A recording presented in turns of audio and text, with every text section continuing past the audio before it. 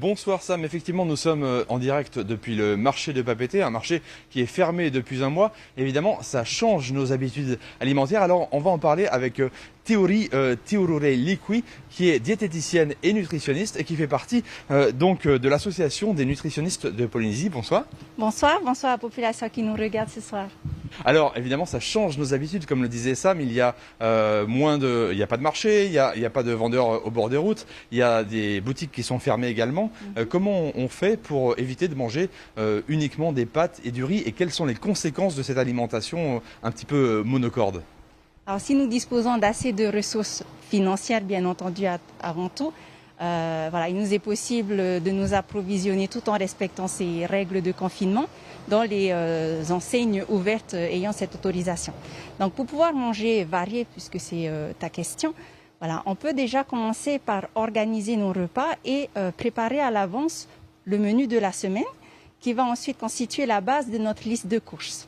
Ensuite, pour éviter de manger les féculents qui sont le plus souvent très faciles à cuisiner, on peut donc utiliser ce temps de préparation de repas pour faire des repas plus élaborés, pour peut-être inclure des aliments que l'on ne connaît pas, tout en s'amusant avec nos enfants également qui sont donc à domicile avec nous.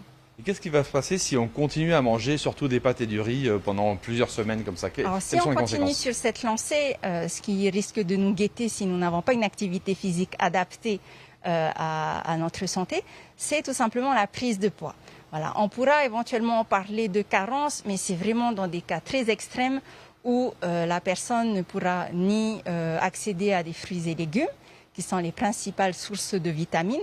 Et ces manques de vitamines donc vont avoir pour effet principalement une grande fatigue et peut-être aussi une perte de motivation qui vont être des choses les plus visibles en tout cas.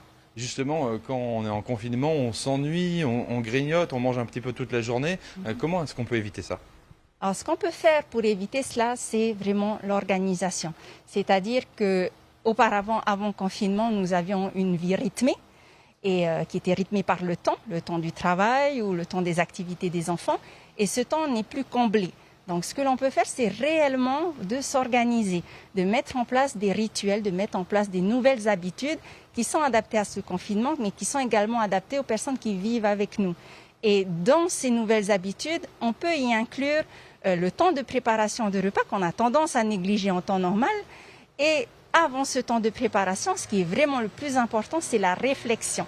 Et si nous sommes vraiment dans des conditions de précarité extrême, malgré les aides sociales, les aides des associations que je tiens d'ailleurs à saluer, on peut au moins prendre ce temps de réflexion sur nos habitudes et vraiment de percevoir au niveau de notre corps si ces habitudes-là nous rendent vraiment, nous permettent vraiment d'être dans un bien-être. Avant même de parler de santé, je pense que le message que je souhaite faire passer à notre population pour vraiment inclure tout le monde, c'est vraiment de se recentrer sur nos ressentis.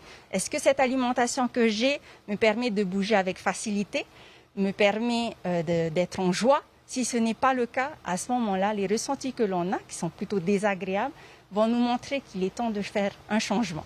Et ce changement, on pourra éventuellement le faire après le confinement si les moyens ne nous le permettent pas actuellement. Merci beaucoup Theori Tiurure Liqui pour toutes ces précisions. Et donc on va essayer de manger de manière plus équilibrée et peut-être déjà de commencer à programmer le MAA de la semaine prochaine. C'est le conseil qu'on vous donne ce soir. Bonne soirée. Voilà, merci beaucoup Mike pour tous ces bons conseils.